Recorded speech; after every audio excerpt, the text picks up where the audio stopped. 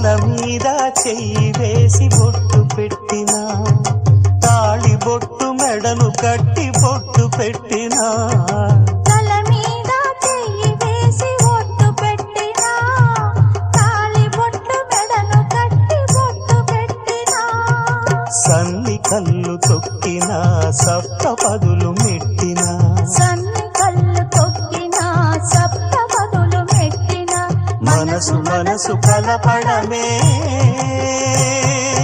మంత్రం పరమార్థం. శ్రీరస్తు శుభమస్తు, శ్రీరస్తు శుభమస్తు.